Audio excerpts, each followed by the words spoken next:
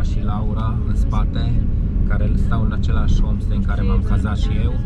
Și discutând dimineața la micul dejun, am stabilit că mă iau cu mine în excursia lor de jumătate de zi, exact în locurile în care vreau să merg cu scuteroasă. Dar fiindcă plouă și e frig, e super avantajos să vin așa. Și aici e șoferul, Ivan. Ivan e, din ce am înțeles, un personaj foarte interesant, vorbește mai multe limbi, a locuit și vizitat multe locuri din Indonezia și din Asia de Sud-Est, specializat în botanică, deci da, sunt chestii pe care le putem afla. Vedem. Acum mergem la Wolobobo, un punct panoramic din care se va vedea vârful Inerie, un vulcan mai înalt, 2400 și ceva de metri aproximativ. Wolobobo, apar mai multe denumiri cu Wolo aici în zona asta. Wolo înseamnă gunung sau vârf și Bobo e denumirea respectivului deal, deci e ca, sau munte. E ca și cum mai zice muntele Bobo, e locul în care mergem. Deci Wolobobo. Mergem. Și am ajuns la Wolobobo să intrăm să vizităm fabrica Telecom, unde copii asiatici, mulți micuți într-o fabrică, fac telefoane iPhone. Am glumit. E un stâlp de telecomunicație aici, lângă intrarea de la Wolobobo. Am plătit 20.000 intrarea și acum mergem pe o potecă în punctul panoramic. De fapt, aici sunt mai multe puncte panoramice, asta știu că m-am uitat un pic pe hartă, dar se plătește oarecare intrare. După care te plimbi în jurul vârfului, pentru că Wolobobo ăsta e un vârf la 1500 de metri, care, dacă e vreme bună și se pare că avem noroc să fie vreme bună, că norii s-au ridicat, comparativ cu cum era la 6 dimineața, se poate vedea de jur împrejur, inclusiv muntele sau vulcanul Inerie, un vulcan mai cunoscut de aici din apropiere.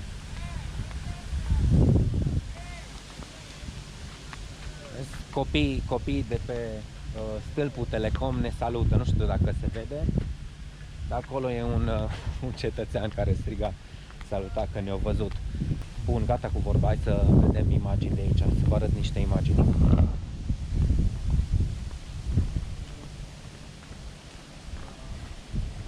Mai intervin din când în când cât e nevoie să mai dau niște explicații. Copacii ăștia de jur împrejur pe care îi vedem sunt copacii Caiuputi. Din copacii ăștia se face ulei. Caiuputi de fapt e o subspecie de eucalipt. M-am întors să nu sufle vântul în cameră, să se mai audă ceva. Și din copacii ăștia, din Caiuputi, se face ulei de Caiuputi, miniac Caiuputi, care aici e folosit ca și tratament pentru dureri de burtă, dureri de cap, sau ca să te ungi pe mușcăturile de țânțar, ca să nu-ți vină să te scarpini.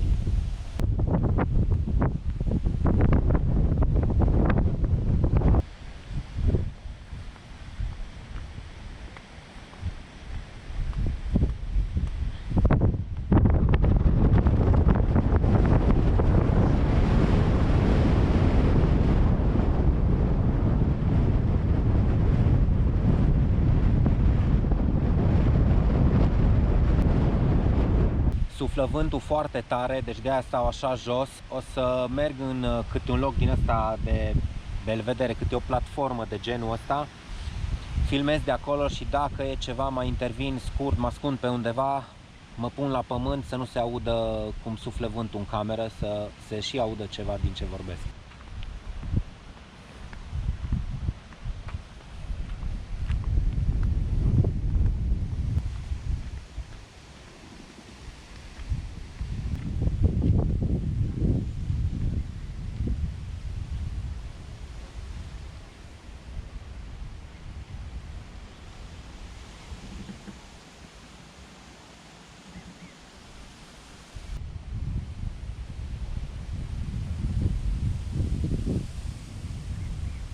Aici jos e craterul Wolobobo și văd că e făcut acum relativ recent o alee pavată. Cobor pe aici, mergi pe jos și urci înapoi pe unde ai venit. Am crezut că urci în altă parte, nu, dar acolo sunt niște zone unde a alunecat terenul sau se merge pe jos, așa, în afara cărării. Asta e cărarea care șerpuiește în jos până în centrul vulcanului, craterului. E un vulcan care nu e activ.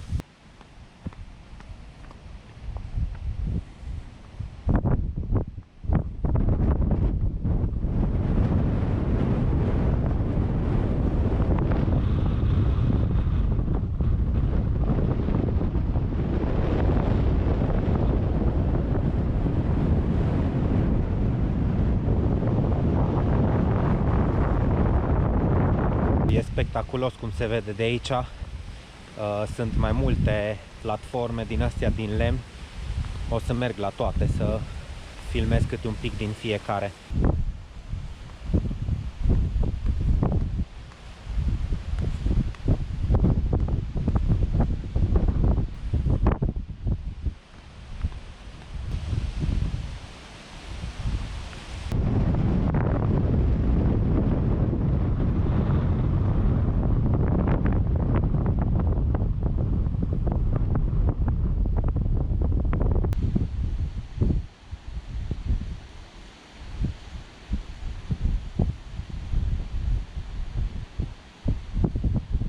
Foarte, foarte frumos locul ăsta.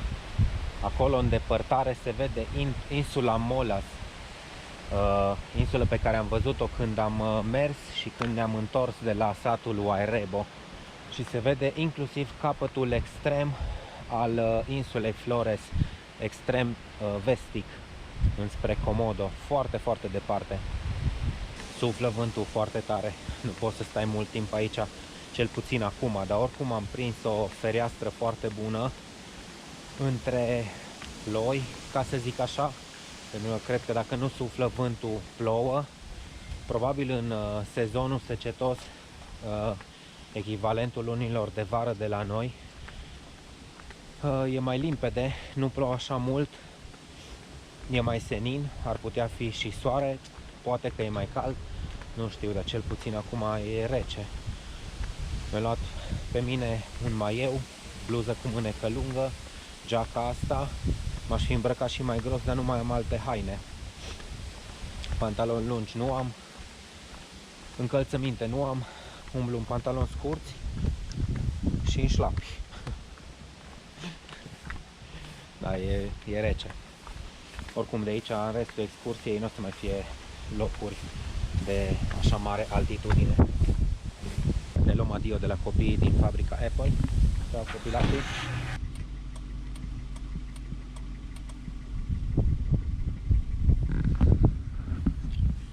La vârful ăla spune Ebu Lobo. Un alt vârf, îi prinde vârful pe aici.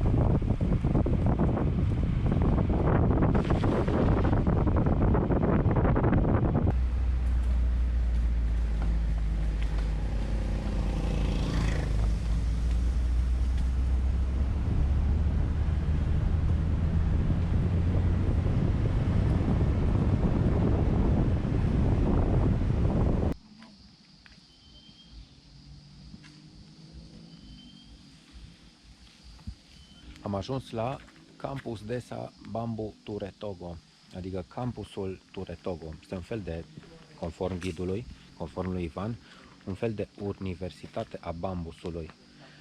Suntem într-o pădure de bambus aici, ați văzut deja imagini de pe drum. Tot ce e construit aici văd că e făcut cu bambus, structură, bine, mai puțin anumite, ba nu, că și ăla e făcut, totul e făcut din bambus. Poate geamurile, poate ferestrele nu sunt făcute din bambus și fundația care e din beton. Logic.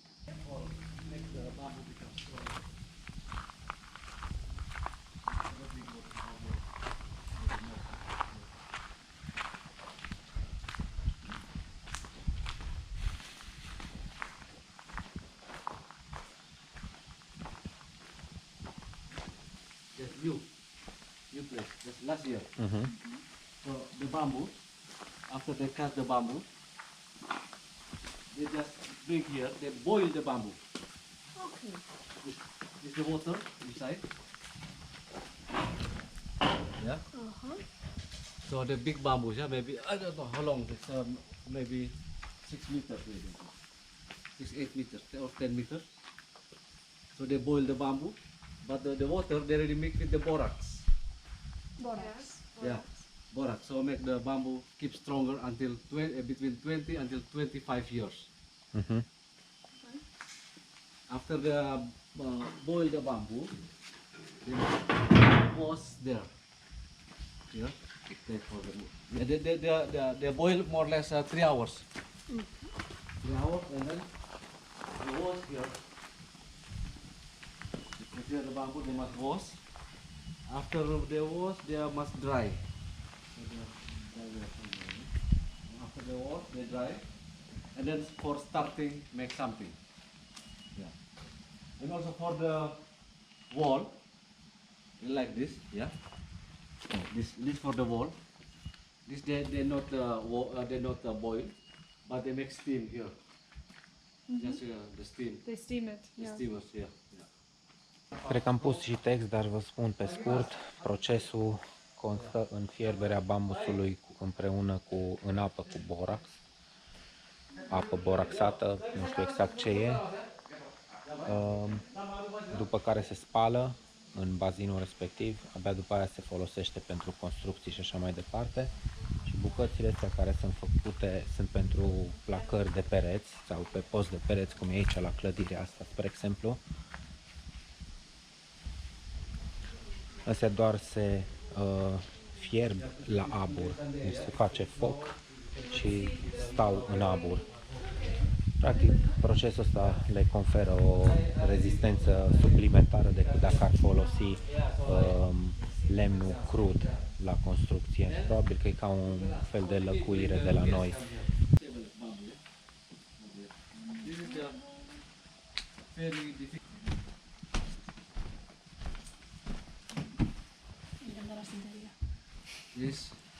This. Can we turn on the lights? This. Nice. Asta eram nesigur la început, dacă totul e făcut din bambus, că văzusem niște lemn stratificat, dar e lemn stratificat din bambus, cum e pe masa asta. Deci bucăți de bambus încleiate.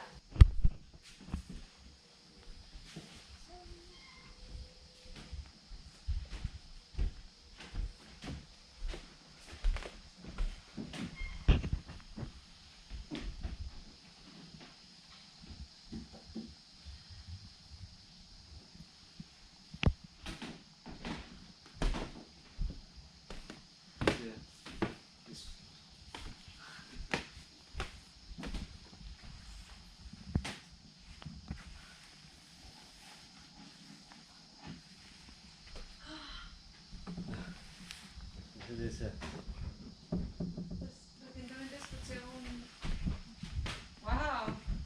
Full imitation, but it's bamboo. Bamboo, yeah. This is very difficult because they must organize pieces by pieces. Yeah, This is yeah. all bamboo, this one. They sell furniture here? Yeah, they sell if people want to order. This is just for show, but the people want to order. Can And they all make orders to Spain, for example. Toată clădirea, mobilierul, absolut tot de aici e făcut din bambus. Dar eu am mai văzut mobilă făcută din bambus, dar asta e mult mai atent lucrată. Și aici, fațada asta e făcută din bucăți micuțe din bambus, așezate așa în cercuri concentrice. Și aici jos.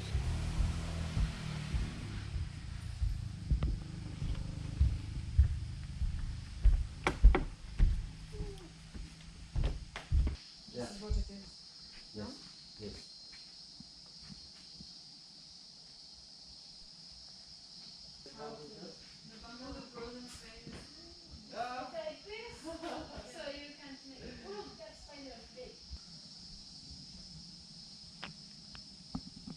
Then we can go to the garden.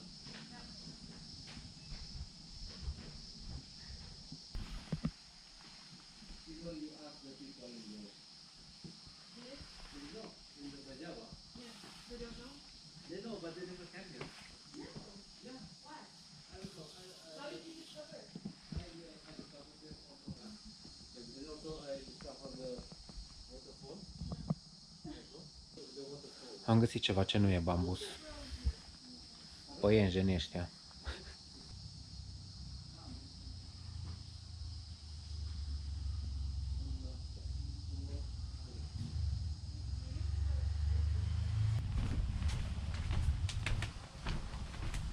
Deci Ivan zicea că locația asta e deschisă de un an de zile și, bine, îi spune universitate, dar de fapt e un fel de centru în care poți să înveți despre bambus sau să vii să vezi procesul bambusului, hai să zicem, centru de bambus, nu universitate.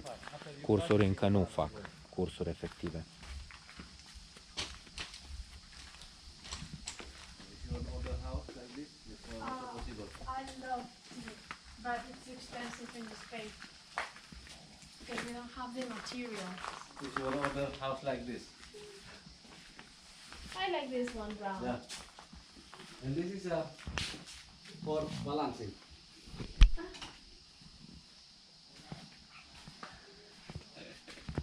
It's so cute. Dragonfly. Ah, For the balance. nice. May I hold one? Yes, yes, sure.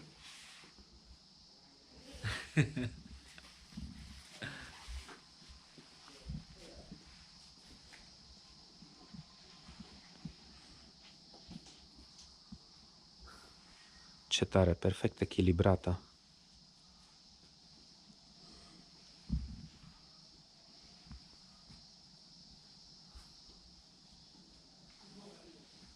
Deci stă exact în vârful ăla. Mișc mâna. Foarte tare.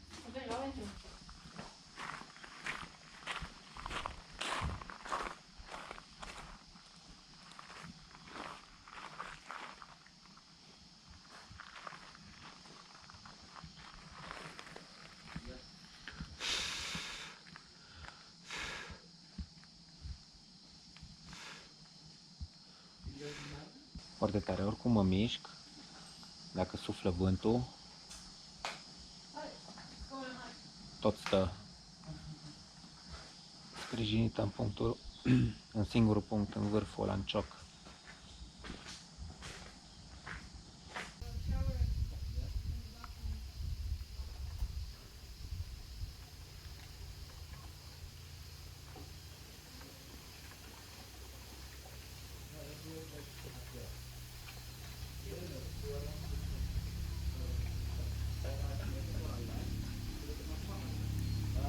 Suflă vântul și chestia asta, libelula asta, în continuare stă pe deget, rezemată într-un singur punct.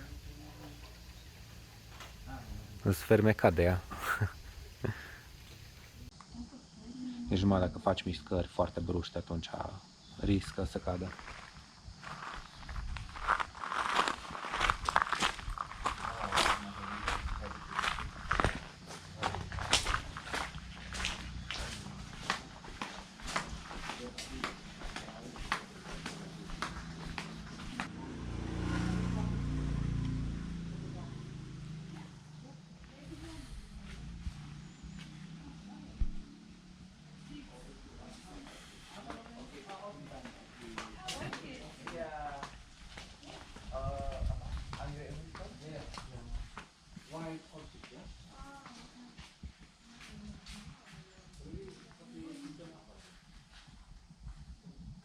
Aici au și camere unde te poți caza, tot așa, integral făcute din bambus. Birou. Când am intrat am crezut că e un linoleu, dar chiar sunt bucăți de bambus, nu e linoleu. Lampa. Dacă o băgăm în priză, dar nu știu unde e priza. Frumos. Și aici jos e o terasă.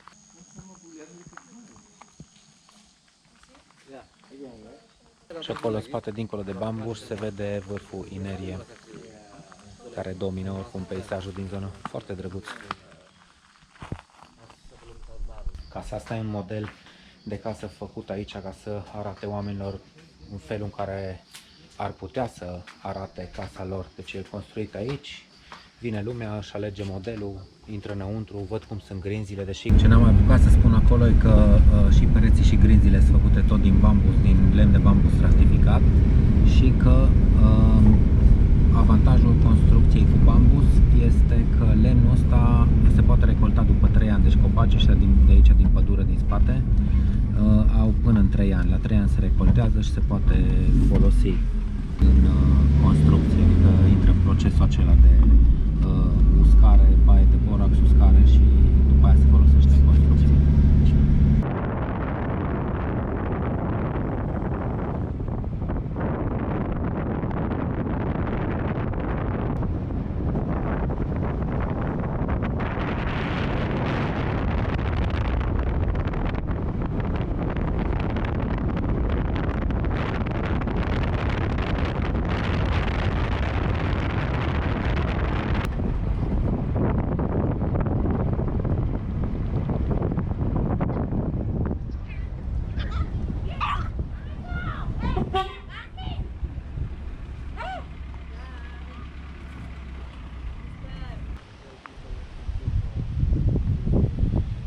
Acolo jos se vede oceanul, dar din cauza vremii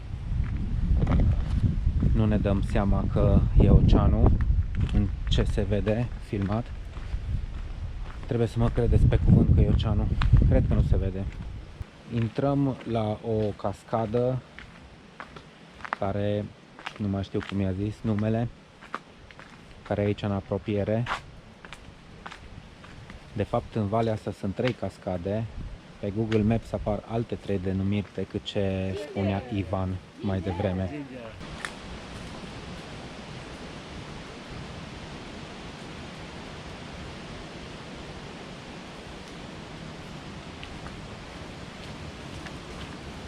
Venind cu fetele astea și cu ghidul, realizez cât de avantajos este totuși să mergi și cu ghid pe aici, pentru că îți explică foarte multe, adică și lor le explică. Anumite lucruri le știam eu personal, dar asta e altă poveste. Îți explică foarte multe chestii referitoare la cultură, la plante, tipul ăsta fiind și specializat în botanică, cunoaște plantele. Le-a arătat la fete mai devreme ghimbirul, planta ghimbir, o scos-o din pământ și așa mai departe. Le explică frunza asta e de la nu știu care copac, copacul ăsta e nu știu ce plantă și așa mai departe. Deci sunt avantaje și în a merge cu ghid, cu specificația că e greu, deci dacă nu vine din recomandări, e destul de greu de știut dacă un ghid e competent sau nu. Pentru că la Wairebo, la satul acela tradițional pe care l-am văzut anterior, sper să se audă că iar rezultă vântul, la Wairebo, toți ghizii pe care am întâlnit acolo, cu excepția unui băiat care cânta la chitară, toți ceilalți erau incompetenți, adică le arătam de la distanță, vedeam vârful Inerie, eu nu știam, că nu memorasem încă numele Inerie, și i-am întrebat, ok, ce vârf se vede acolo în depărtare? Începe cu I. Nu știu, am uitat. Nu știau vârful Inerie, adică e un lucru la mintea cocoșului, zic eu. Deci erau ghizii competenți. Ivan, pe de altă parte, super ok. Și da, ne-a dus în locuri în care nu sunt așa cunoscute, nu ne-am intersectat deloc cu turiștii. Acum o să mergem în satul Bena de aici, după ce se golește puheiul de turiști de dimineață. Deci astea pot să fie niște avantaje în a merge cu ghid. Bun, hai să vă arăt cascada unde o să ajungem.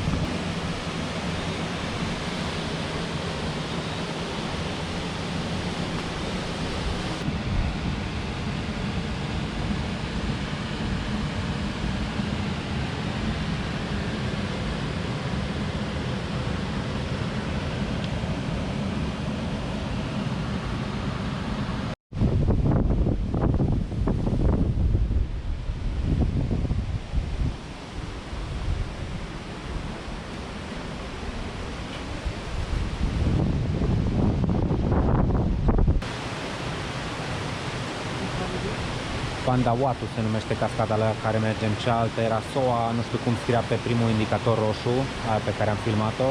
Noi coborăm un pic mai jos la cea de-a doua, la o alta. Și le arăta acum la fete niște cuiburi de viespi sălbatice care se văd aici pe stânga dintr-o parte, pe stânca din stânga, pe stânca din stânga dintr-o parte.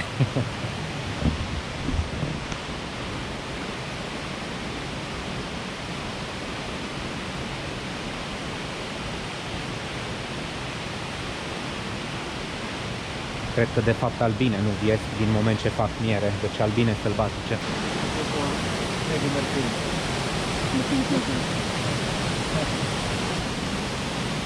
Ăla era fagurele recoltat.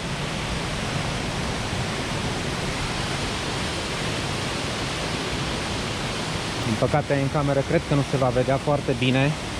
Eu o să dau zoom în imagini, dar nu se va vedea foarte bine cu ochiul liber, s-ar fi văzut mai bine. Erau niște puncte albe pe stânci, erau niște pete albe, ca niște bolovani, care atârnau dispuse, cum ar veni să zicem aici, e stânca, dispuse așa, longitudinal sau cum se numește, pe stâncă. Ăia sunt fagurii de albine sălbatice.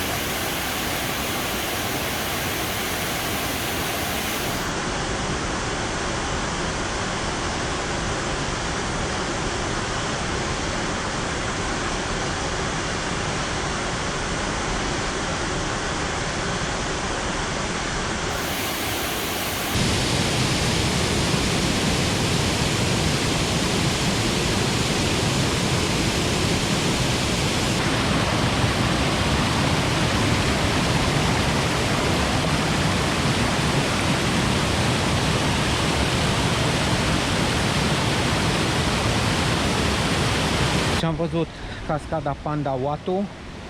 Acum mergem la SOA Soro, cea de-a doua cascadă de aici. E foarte greu să mă obișnuiesc, să țin minte, numele sunt foarte diferite de ce am mai văzut până acum ca și denumiri de cascade. Pe Google Maps cred că nici nu apar denumirile astea, ci apar alte denumiri, probabil un fel de denumiri oficiale mai aproape de limba indoneziană. Am salvat cumva locația. El a zis un nume, probabil Panda, nu știu cum, așa, deja l-am uitat, Panda Watu, ceva de genul. M-am uitat, n-am găsit pe hartă, dar vedeam unde suntem localizați.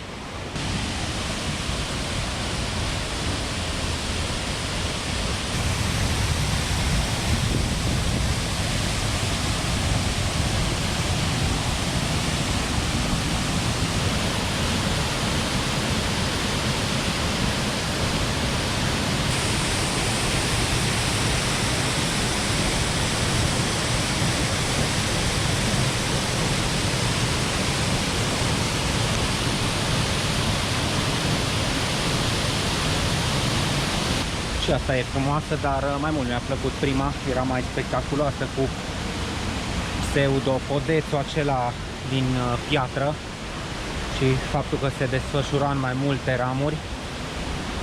Dar oricum pe la aceeași intrare, pe la aceeași poartă, pe la aceeași casă de bilete se pot vedea amândouă. Și apropo de casă de bilete, nu era nimeni la casa de bilete, a venit un tip chiar când am început să coborâm. S-ar putea să trebuiască să plătim intrare când ajungem înapoi la poarta de la casa de bilete, dar de obicei aici nu sunt foarte scumpe intrările, nu sunt la fel de scumpe ca și în Bali.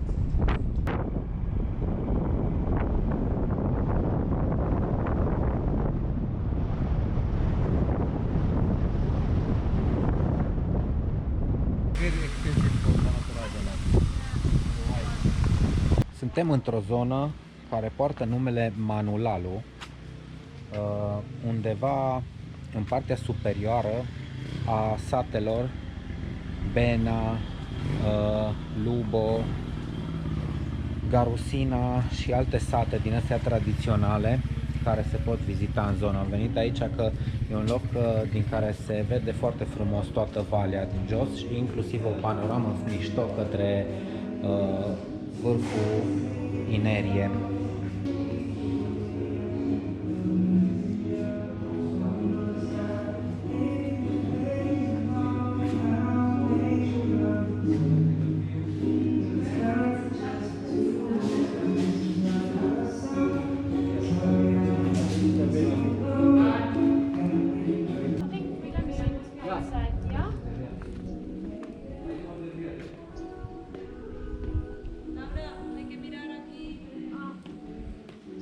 Foarte frumoasă panorama. De aici se văd satele Bena, acolo, Lubo, chiar lângă el, Gurusina, care e tot așa un sat cunoscut, obiectiv turistic pentru vizitarea culturii etniei Ngada, cei care locuiesc în zona asta. Și de jur împrejur sunt alte sate care toate sunt tot așa din etnia Ngada. După ce mâncăm aici un pic și bem o cafea, o să mergem în Bena, care este cel mai cunoscut și cumva un centru cultural pentru etnia Ngada. Tot ce am filmat astăzi prin sate, toate casele acelea sunt casele tipice Ngada, cu altarele din piatră și construcțiile acelea din curți, umbrele sau căsuțe din lemn, dar vom vorbi despre ele ceva mai târziu.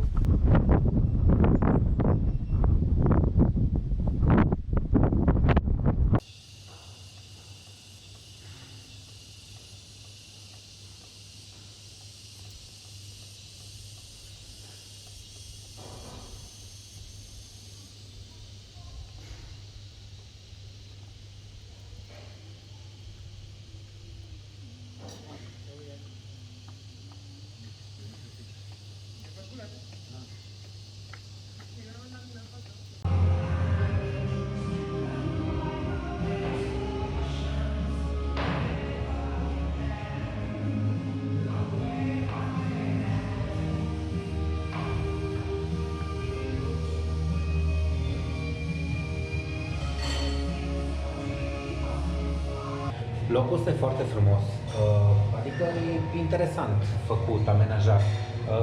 Vreau să merg până la baie și mi-am amintit, stai că am camera cu mine, pot să filmez baia, că și asta e foarte frumoasă.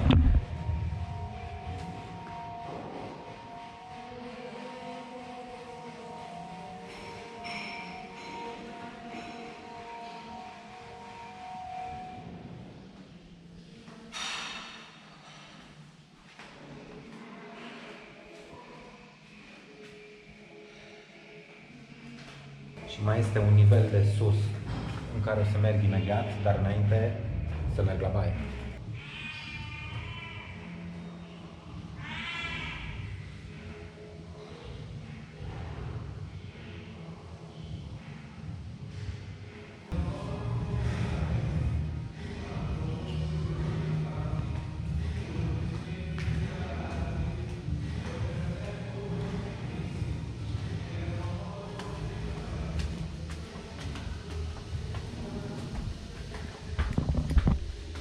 Este și o terasă aici, îngrădită, dar frumoasă. Dacă bagi telefonul prin gard ca să faci poze, altfel se văd gratile.